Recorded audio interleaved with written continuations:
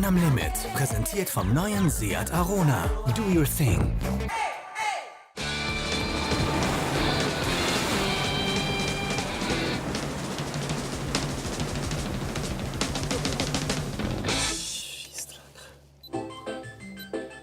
Power Safe. Machen wir den mal out.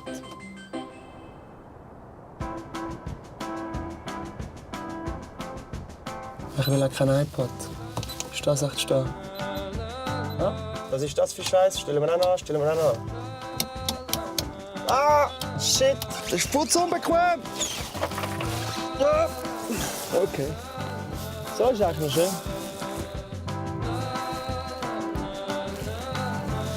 Da muss ich wieder runterkriechen, oder?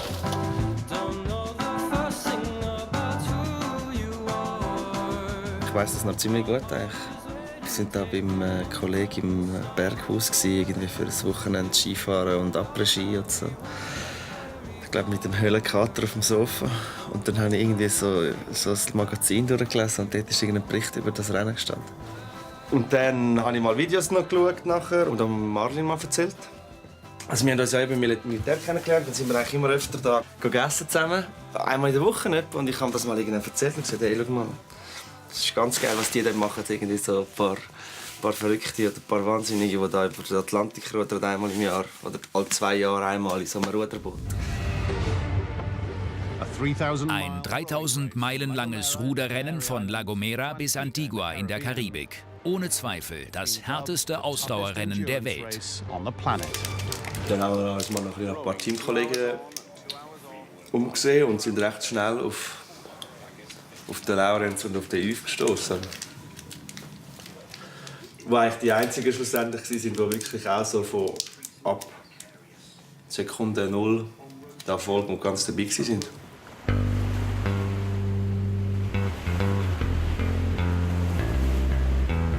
Wir haben keine Ahnung, was da aussen ist. Wenn die hohen Wellen kommen und so. 25 Jahre Berufsfischer bist auf der Hochsee, bist du schon ein bisschen besser vorbereitet. Dafür können wir mehr Gewicht lupfen. Am Schluss zählt der Bizeps, so einfach ist es. All about the biceps. Hey guys, what's the Hey Jungs, was ist das Wichtigste, um über einen Ozean zu rudern? Sie zählen auf Humor, wir auf den Bizeps. Und ihr? Good food. Gutes Essen? Ach was, ich hab's gesehen. Es ist gar nicht so gut. Siehst du, sie wollen uns nicht mal Tipps geben. Sie haben Angst. Nein. Sie sind wirklich nett. Wir wollen einfach so schnell sein, wie es für unser Boot und unser Team möglich ist. Und das ist schnell.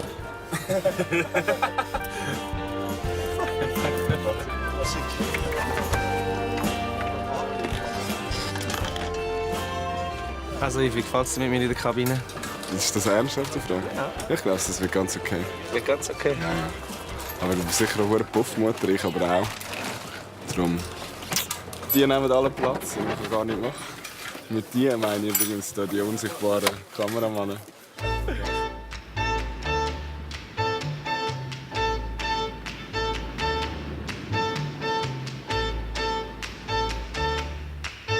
Hey fuck, was nehmen die mit? Gute Laune, Bro. Was für ein Scheiß, Alter.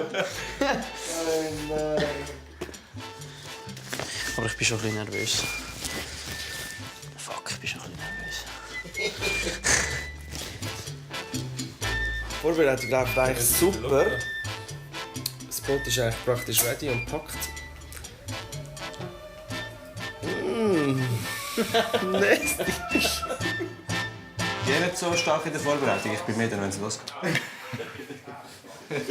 Das haben wir jetzt nicht aufgehoben. Da muss ja auch etwas kommen. Ganz Vorbereitung ist stark. Vorbereitung ist schon gut. Auf den Weltrekord. Auf den Weltrekord. Danke, keine Am Anfang hast du gesagt, Weltrekord, irgendwann hast du gesagt, hauptsächlich überleben, oder? Ist schon gut, oder? Stimmt das, Party?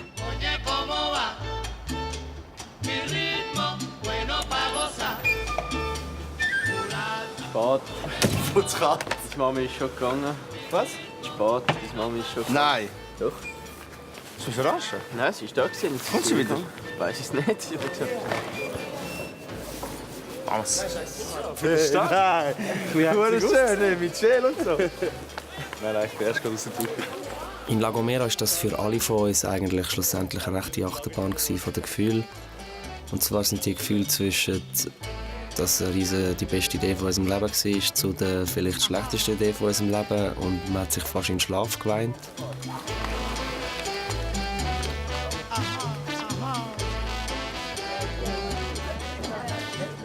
Okay guys, VHF's on, channel 7-2, ready for radio check. Atlantic Campaigns, this is Mrs. Nelson, over. This is Atlantic Campaigns, radio check. Das erste und das einzige Mal, wo ich den Radio-Check gemacht habe, nachher verpisse ich mich in die Kabine vor und chill's. Nein, ich bin Experte im Radio-Check. Hey, fuck, eure Kabine ist hure geil! Ja?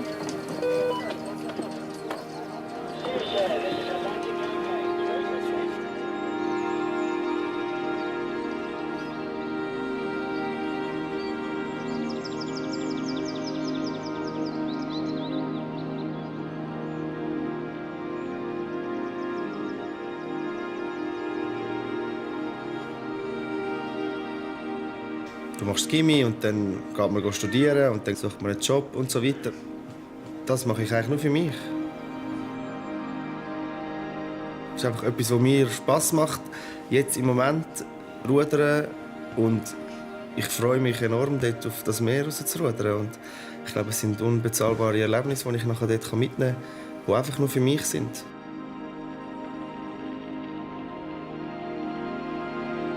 Ich glaube, ich fühle mich so lebendig wie schon lange nicht, wenn ich dann dort auf dem Boot bin und kann rudern.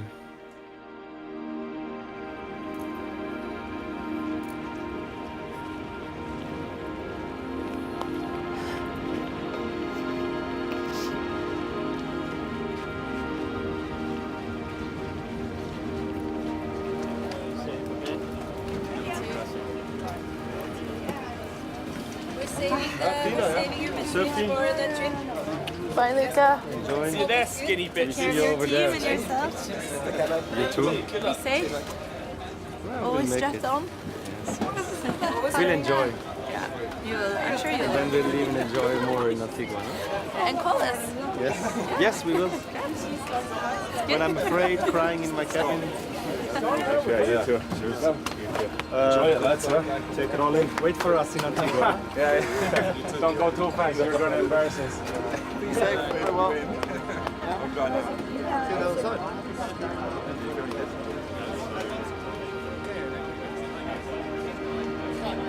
Now they are excited.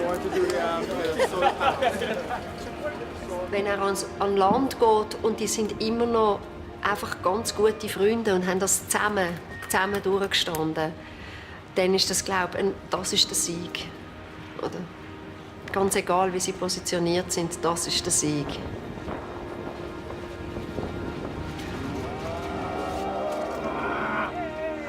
Ich glaube, das ist wie so mega klar, dass das eigentlich das höchste Ziel ist von dieser Überfahrt. Neben dem, dass alle gesund sind, ist, dass wir es gut haben untereinander. Es will jeder gewinnen. Die geben alles. Nur nach der ersten Woche realisieren viele, wie hart es wirklich ist. Und dann gehen die von dem Mode, um zu gewinnen zu wollen, wirklich auf Survival-Mode, überleben zu wollen und hier anzukommen wollen. Mit diesen riesen Ozeanen um die Schweiz herum haben wir sicher viel Erfahrung. Viel Seeerfahrung mit und viel Atlantikerfahrung. Ja. Schon 3-mal schwimmen im Atlantik. Deine 10 Jahre Klettern bringen dir sicher viel dort raus. Ich bin noch nie länger als einen Tag auf einem Schiff oder so. Aber ich bin eigentlich gleich schwer überzeugt und 100% sicher, dass wir hier über den Atlantik kommen. Irgendwann ist das erste Mal. Es wird wohl sicher einen Grund geben, warum wir das erste Schweizer Team sind. Ja, dafür sind wir das erste Schweizer Team.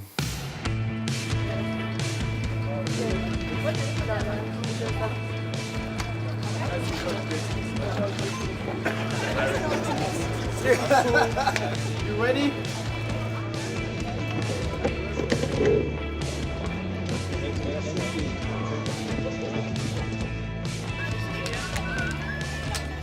Es geht nicht darum, dass ich nachher Geld verdiene oder meine Unterkunft bestreiten durch das, sondern es geht rein darum, dass wir 4 aus irgendeinem unerklärlichen Grund einen Antrieb haben, um das zu machen. Aber Ich glaube, schlussendlich war ich dann, weil es mich irgendwie vorwärts gebracht hat. Und ich werde Freude haben daran, den Rest von meinem Leben.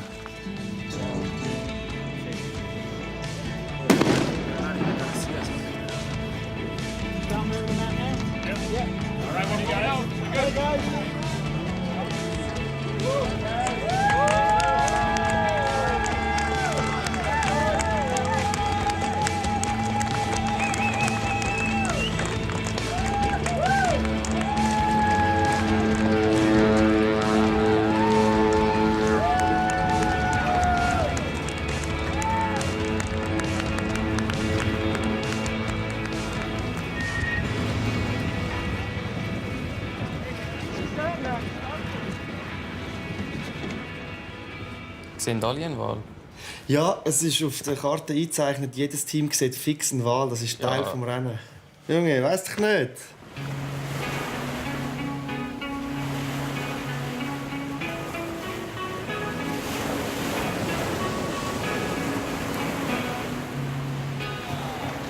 Schaut einen, ist das so? Erster Tag.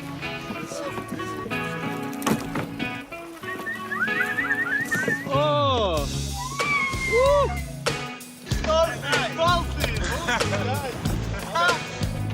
Sie gemacht, ist das die ganze Überfahrt gesagt? Das, was sie sich verwirklichen, ist etwas, wo ganz viele Leute irgendwo tief in sich haben. Jetzt vielleicht nicht über den Atlantik rudern, aber irgend so ein Traum, der eigentlich völlig surreal ist und nicht rational, wie der andere nicht erklären kannst. Ich glaube, für das haben sie insgeheim auch recht viel Bewunderung, dass sie das jetzt einfach durchziehen. Das ist wirklich so ein bisschen unser Generationending. Du bist halt völlig in deinem Pfad rein. Du bist ja, keine Ahnung, am Arbeiten, deinen Job am Suchen, deine Karriere. Und ich muss sagen, ich bin irgendwie schon ein bisschen eifersüchtig, machen sie jetzt das. Gerudert haben wir in einem Rhythmus von 2 Stunden. Das Ziel war, dass das Boot nie aufhört, sich zu bewegen. Das heisst, wir haben nie mehr als etwa 1,5 Stunden am Stück geschlafen. So. Es ist 2 Uhr morgens. Ich bin ready für die nächste Nachtschicht. Das macht mich wirklich schon fertig. Yves, ist es immer noch so scheiße wie vorher? Ganz ehrlich, wenn er nicht genug geschlafen ist er richtig gereizt. Stimmt, ja. Ich weiß nicht, wie sie das machen, aber das ist das Erste, was ich daran gedacht habe, war, okay, sie sind jetzt 30 Tage auf dem Boot. Er ist 30 Tage lang, hat einen panischen Schlafmangel. Er ist sicher 30 Tage lang gereizt. Wir haben gerade die erste Nacht hinter uns. Es war easy scheiße. Eigentlich. Als erstes bin ich salzig im ganzen Körper. Ich fühle mich ein bisschen hässlich. Ich probiere das erste Mal unser Wasser. Yves, hast du das Wasser schon probiert, das aus dem Wassermacher kommt?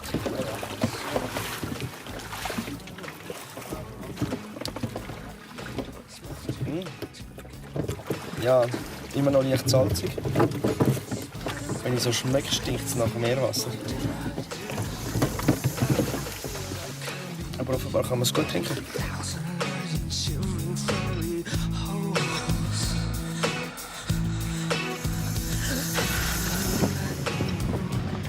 Rowing Lookout. Verdammte Knochenarbeit.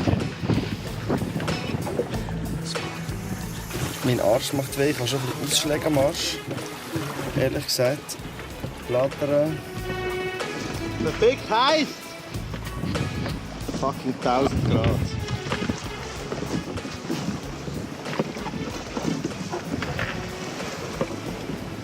Und ich habe 4 Eier.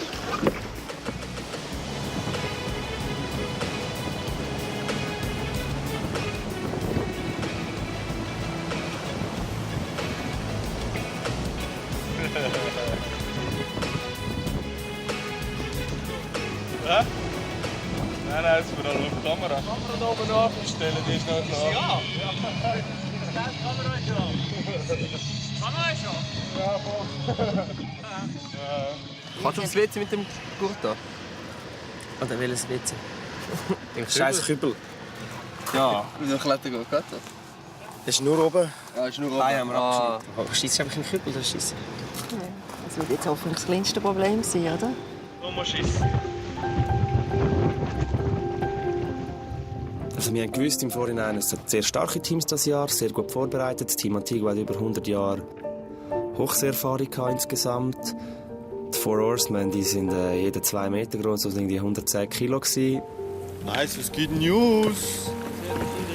Wir haben eigentlich, was wir auch noch nicht festhalten, was ich auch ein bisschen komisch finde, ist, jeder Penner daheim mit Internet weiss eigentlich besser, wo wir sind, als wir selber. Aber wir haben keine Ahnung, wo die anderen sind. Wir haben keine Ahnung, wie schnell wir sind. Wir haben keine Ahnung, ob wir hinterletzt sind oder eher vor der Ersten. Ja, wir sind, glaube ich, dritt. Ja, aber die Penner sind sicher einfach ein bisschen weiter rechts. Entsprechend haben wir schon gewusst, dass es sehr starke Gegner hat. Aber wir haben eigentlich auch immer fest an uns geglaubt und gewusst, was wir eigentlich leisten können. Und dass wir trotz allem eigentlich auch relativ gut, auf jeden Fall im Kopf vorbereitet sind. Wir haben im Vorhinein schon gemerkt, dass wir alle ein bisschen unterschiedlich funktionieren. Also, ich meine, wir haben so ein bisschen die strukturiertere Fraktion und die chaotischere Fraktion. Vielleicht der Straub auf der einen ganz organisierten, strukturierten Seite und der Yves dort bei den Chaoten. Und irgendwie ich und Eli so ein bisschen jeweils mehr links und mehr rechts auf der Seite. Ich glaube, das sind auch unsere Stärken. Wenn wir einfach alle einen Plan hätten, dann würde es nicht funktionieren, wenn sobald mal der Plan schief geht, weil der Plan wird schief gehen auf dieser Überquerung. Was ist los? Yves, wie sieht es aus mit Wasser? Kommt nicht? Es kommt nicht.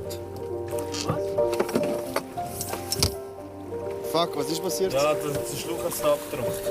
Jetzt hat er ein Loch, der Schluch. Nein. Tape. Wo? Oh, fuck. Das checken wir jetzt schnell ab. Also, dass ihr das auch noch seht.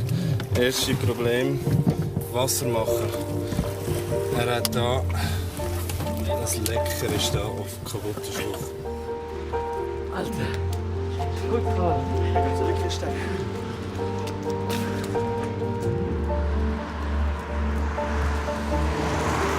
Ich habe schon eine Tendenz, dass ich mich recht aufrege über Sachen. Also das ist völlig einfach 100% verlorene Scheissenergie. Da kommt da rüber! Julia, komm da rüber!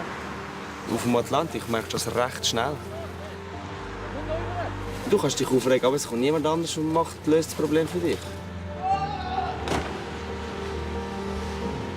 Du musst einfach das scheiß Problem lösen, weil sonst sauft das Boot oder du hast ernsthafte Probleme oder irgendetwas.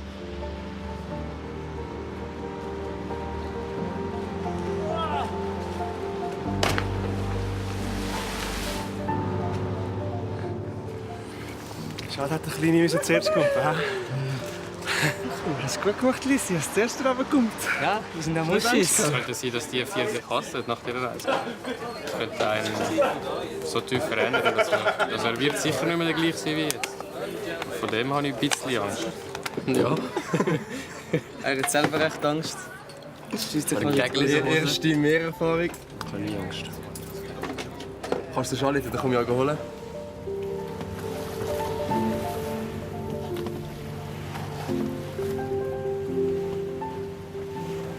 Meine Familie ist sehr wichtig für mich. Besonders meine Brüder sind wirklich etwas vom Wichtigsten in meinem Leben und ich vermisse sie wirklich sehr.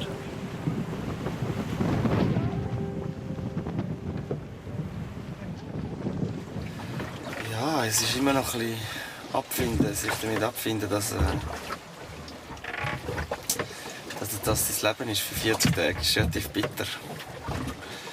Es ist schon 5 Tage rechte Schinderei, muss ich sagen.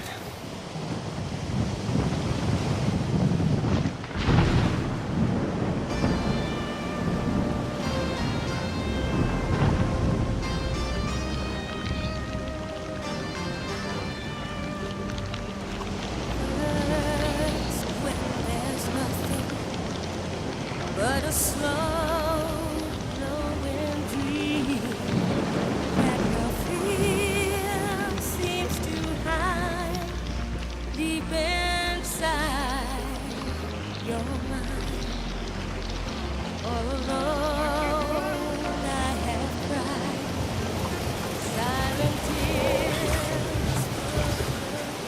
kann nicht Salz nehmen. Jemand. Ich kann nicht mal etwas fressen, Mann. Fuck me. Scheiß Wasser habe ich auch nicht auffüllen, weil ich rechts vor Sturm. Au! Ah! Blauer Himmel, komm!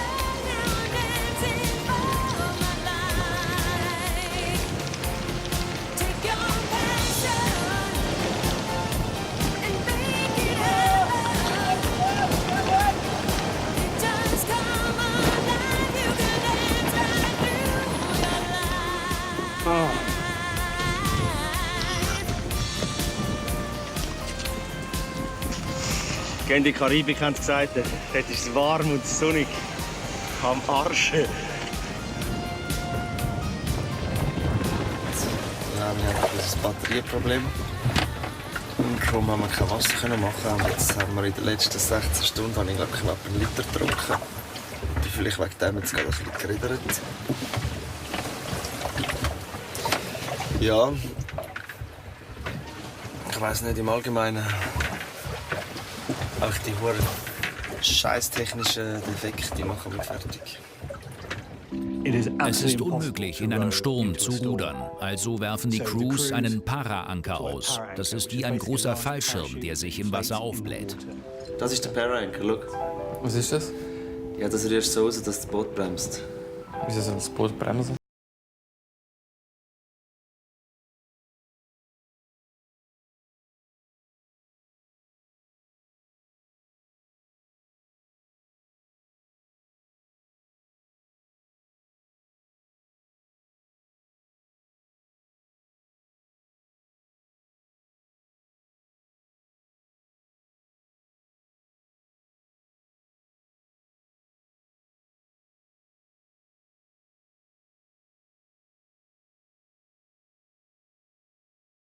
Da ist der Ruder ein bisschen kaputt gegangen. Das haben wir noch auf Video.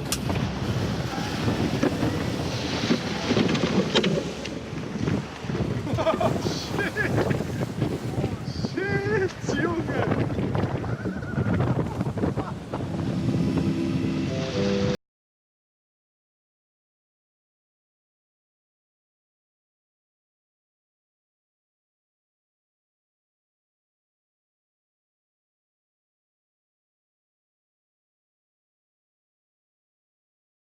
Wir haben doch jetzt nachher gedacht, das machen wir in der Nacht auch weiter. Durch die Nacht noch haben wir gemerkt, man sieht die scheisshohen Wellen nicht. Am Schluss hat sie das Ruder verbrochen. Und jetzt haben wir uns entschieden, den Para-Anker rauszutun. Also, wenn wir nachher den Para-Anker rausholen, dann wird es uns 180 Grad kehren.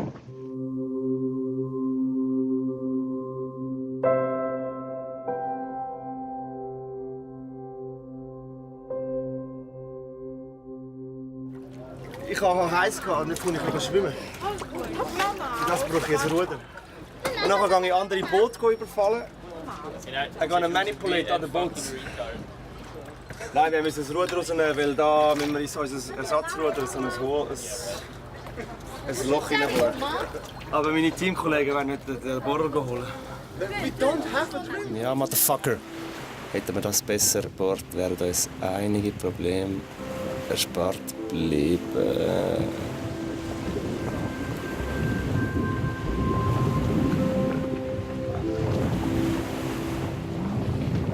Das Steuerrad ist kaputt.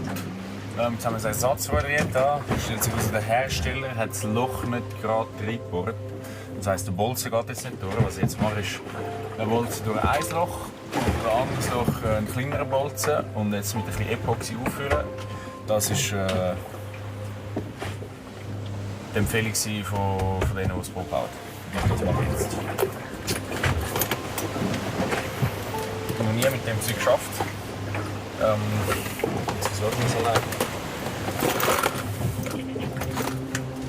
Das einzige Schöne an dieser ganzen Situation mit dem Ruderbruch ist, dass es gezeigt hat, dass wir wirklich gut funktionieren miteinander und dass es uns als Freunde näher zusammengebracht hat, als auseinandergezerrt hat. Es ist einfach langsam verfickt raues Wetter. Scheiß unbequem. Alle sind am Anschlag. Ja, so eine Nacht am Parank ist einfach nicht wirklich angenehm. Es rebelt und klopft und tut wie Sau in diesem Kabinchen. Das ist recht mühsam. Und Struggle, keine Aussicht auf irgendeine Besserung. Können Sie so ein bisschen hoffnungslos sein? ja, es schießt einfach alle an, weil eigentlich möchten wir körperlich noch. Und werden jetzt einfach durch so Scheiß zurückgebunden, so technische Drecksfehler wie gebrochene Ruder und so Scheiß.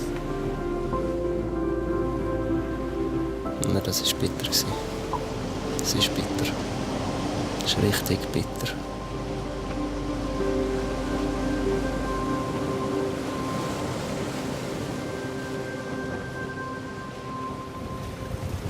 Ja. Das bringt das Rennen halt mit sich. Auf das haben wir uns einlassen, das habe ich vorher schon gewusst. Mal schauen, wie sich das noch entwickelt. Rudern am Limit wurde Ihnen präsentiert vom neuen Seat Arona. Do your thing.